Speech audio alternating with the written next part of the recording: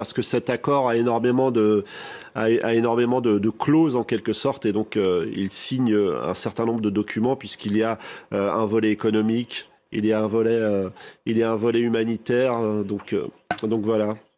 Voilà, les signatures. Donc Paul Kagame qui brandit l'accord aux côtés de Donald Trump, vous le voyez donc à sa gauche, et Philippe Tshisekedi qui est à sa gauche et Donald Trump à sa droite. Voilà, cet accord donc qui a été qualifié d'essentiel par le président de RDC, de très important également par Paul Kagame. Ils ont tous les deux parlé d'accord de paix.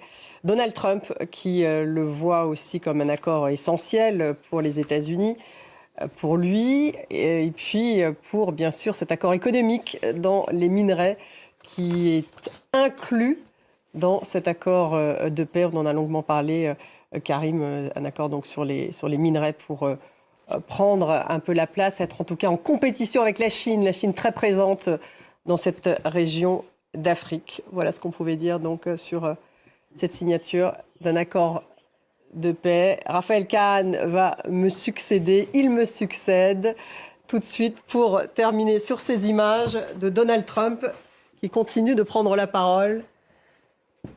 Merci Stéphanie. C'est donc un accord historique qui met fin ou qui tente de mettre fin plutôt à 3 décennies d'une des guerres les plus meurtrières de la surface du globe. Des millions de morts, près de 7 millions de déplacés au plus haut de cette guerre du Kivu. Et vous le voyez, donc le président américain qui félicite les deux chefs d'État venus se rencontrer pour cette poignée de main historique à Washington, même si le conflit, lui, fait toujours rage au sud Kivu à l'heure où nous parlons. Alors voilà, une poignée de main avec le président du Rwanda, Donald Trump et le président du Rwanda, une poignée de main entre le président de la République démocratique du Congo et le président américain. Mais pour l'instant, on n'a pas encore vu de poignée de main entre les deux présidents rwandais